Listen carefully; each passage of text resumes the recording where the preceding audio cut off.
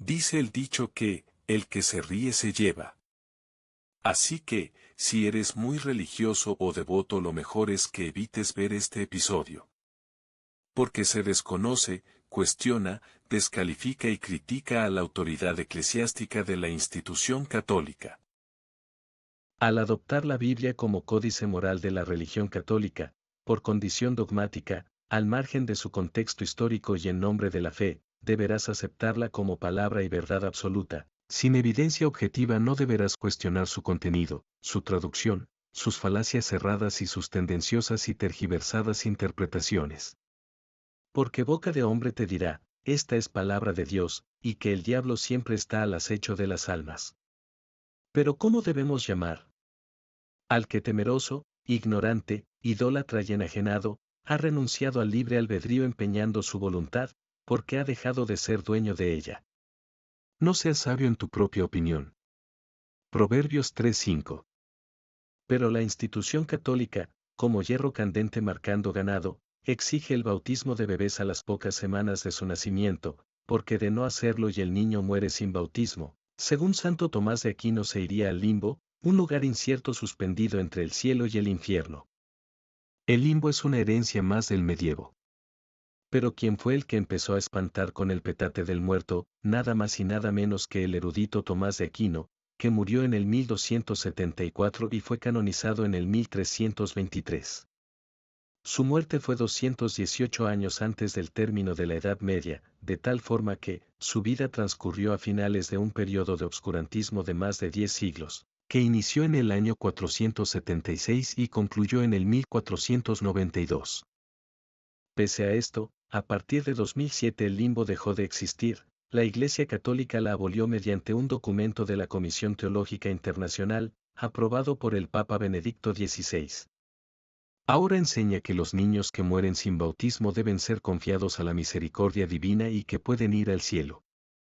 El condicionamiento católico inicia con un bautismo ilegítimo en las primeras semanas de vida.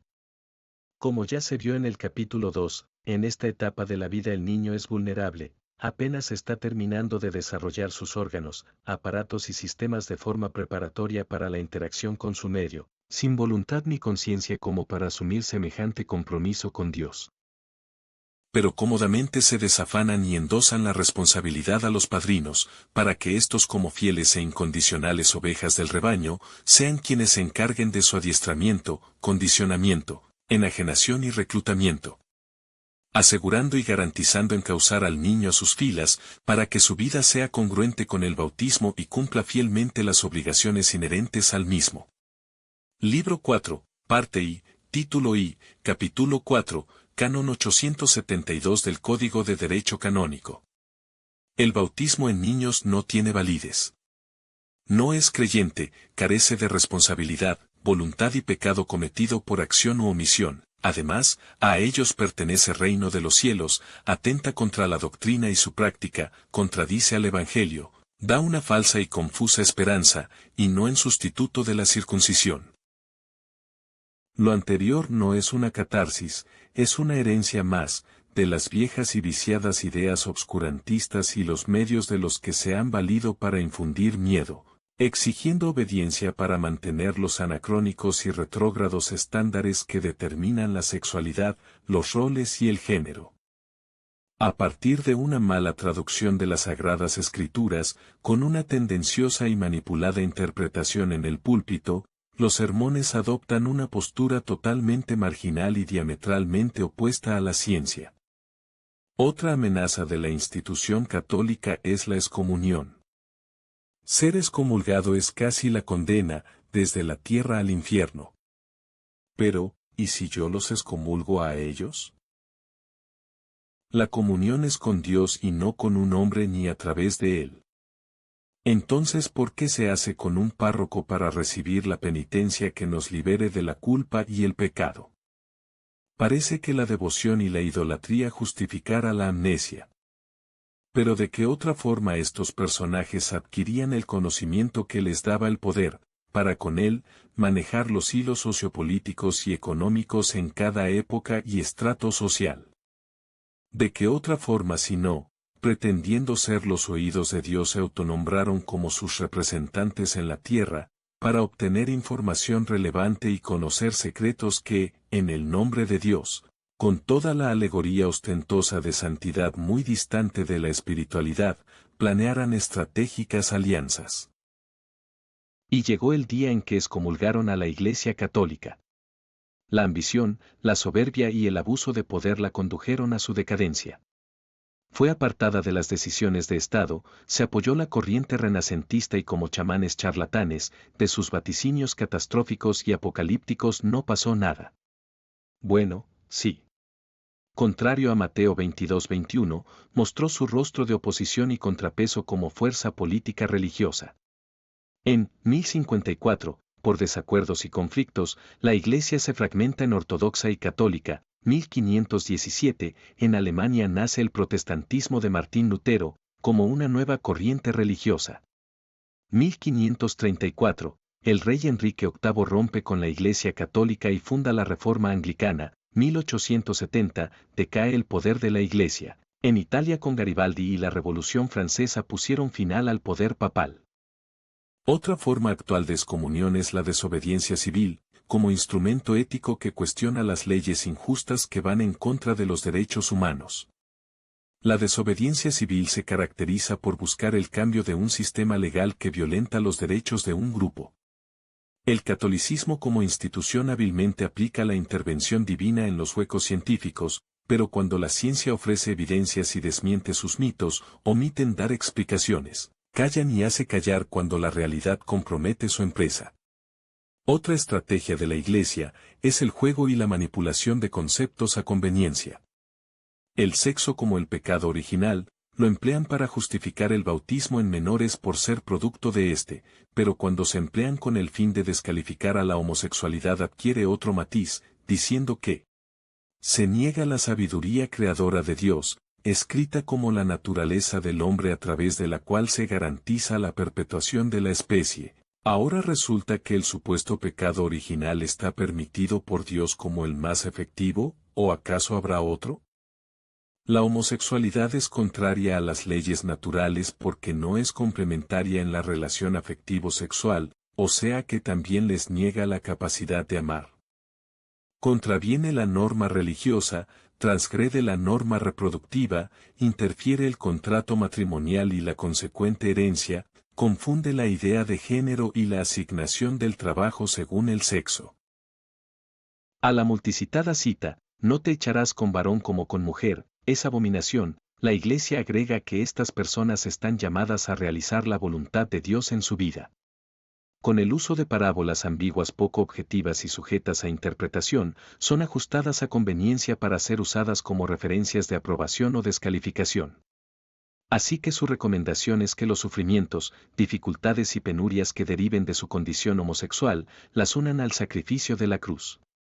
Dicho de otro modo, aguanta vara y resígnate, que no ves que hubo otro que sufrió más por tus pecados. Las personas homosexuales están llamadas a la castidad mediante la virtud en el dominio de sí mismos, educando su libertad interior, con el apoyo de una amistad desinteresada, de la oración y la gracia sacramental. Pueden y deben acercarse gradual y resueltamente a la perfección cristiana. Catecismo de la Iglesia Católica, números 2358 a 2359. O sea, terapias de conversión. Con estas afirmaciones no es difícil advertir la hermética, retrógrada, anacrónica e inflexible postura de la Iglesia Católica. ¿Será acaso esta la causa por la que han proliferado nuevos grupos religiosos con una nueva y moderna postura ideológica? Como camisa a la medida, cada una hecha a conveniencia de intereses. Y la borregada, ahí está, donde se siente más cómoda. Aquí hay pa' todos y si no la creamos, pues que chingá. Como no existe un rol definido para la homosexualidad, les resulta controversial e inaceptable. Simplemente no encaja en su historia, esa en que los hombres puedan realizar o asumir roles femeninos. La Iglesia Católica, en su empeño por preservar el tabú del sexo, en lugar de educar, ha enajenado y distorsionado la información, ha emitido juicios de desaprobación, condena, miedo y culpa como milenaria fórmula para controlar masas, le ha convenido más mantener su hermética postura reprobable, que ver cómo la credibilidad y el poder se les escurre de entre los dedos. Para un circo creado hace más de 2000 años, funcional en su época, tratar de modificarlo ahora es como quitar la última pieza posible al yenga. ¿Es la homosexualidad una de las últimas piezas que desestabiliza más la torre? ¿Cómo aceptar a la homosexualidad sin desarticularse? ¿Realmente idiotiza la razón? ¿O será que les ha resultado conveniente y redituable reprimir y censurar una necesidad fisiológica? Así como la resurrección te da falsas esperanzas, provechosamente, el sexo nos hace a todos pecadores. Valiendo un sorbete Mateos 22-21, y fingiendo demencia de la laicidad, se opusieron férreamente al matrimonio civil homosexual, no eclesiástico señores, civil, civil. Desesperados, parecían hormigas locas cuando les tapan el hoyo. Con argumentos religiosos, desinformaron y sonsacaron feligreses para engordar sus filas, ganando opositores que apoyaran su negativa postura. ¡Ey! ¿No fue acaso Nerón quien castró a Esporo para hacerlo su esposa y emperatriz, en un afán desenfrenado y obsesivo por reemplazar a su difunta esposa Apopea Sabina? Otra agravante en contra de la homosexualidad es la supuesta complementariedad morfofisiológica, deliberadamente justificada en el acoplamiento de los genitales entre sexos opuestos. ¿Qué? Vamos de retro al fin reproductivo. Pero basta ver el Kama Sutra, para darse cuenta de que la postura no es una regla. Que la posición del misionero por semejarse a la que se adopta en oración, no la hace única, ni la hace santa, ni expiatoria de pecado. Que la fecundación-reproducción ya es posible sin contacto físico, a través de la inseminación artificial o in vitro. Que dicho método de fecundación ha sido empleado por algunos homosexuales para procrear resultando ser buenos padres. Que diversos estudios a sus hijos han señalado no presentar diferencias significativas en áreas críticas de inteligencia, ajuste psicológico, ajuste social y popularidad de grupo. Ver la homosexualidad con un enfoque reduccionista, referida únicamente al acto sexual o a un lenguaje corporal afeminado opaca la sutileza de juicios con tal ignorancia y corta visión. Anecdotario. El gay de closet o el macho misógino que con exagerada agresión trata de autoconvencerse convenciendo a los demás que no es gay. El que esconde su homosexualidad y reafirma su hombría con sexo y mujeres en exceso. El fetichista que prefiere acostarse con mujeres, pero gusta y se excita vistiendo prendas femeninas. El alegre extrovertido que con 2 copas de alcohol pretextando diversión se pone a jotear, que dicho sea de paso, lo hacen muy bien. Los heterosexuales en el gimnasio, admirando masculinos cuerpos musculosos, compitiendo uno con otros por alcanzar la perfección estética. Los amigos que, al rebasar los límites de alcohol, las manifestaciones de amistad y lealtad con abrazos, besos y manoseos los lleva hasta la cama, para al día siguiente quedar disculpados con la amnesia de la borrachera. ¿Y qué decir del obrero que trabaja 8 horas entre hombres, el fin de semana se reúne en un bar con puros hombres, para ver a otros 22 hombres correr tras de una pelota? Llega a su casa alcoholizado y ver a su mujer cachonda, le baja la calentura a punta de golpes. Aunque es más tolerado el lesbianismo, no falta el macho justificando que la sexualidad y preferencia lésbica se deba a que no han conocido hombre como él. Contrariamente, no falta la superhembra que se propone convertir gays en hombrecitos, aunque después de su frustrado acoso reaccione con natural despecho. Pero no puede faltar la insegura, esa que repudia y cela a los gays, por considerarlos peligrosamente competitivo en la búsqueda de hombres. Una psicoanalista líder de opinión criticando una telenovela, reprobaba la forma en que se abordaban temas y conductas relacionadas con el crimen, la droga, el alcoholismo, la drogadicción y la homosexualidad, por considerarlas una mala influencia para los jóvenes. Tan cotidiana y habitual es la homofobia que no requiere sutilezas.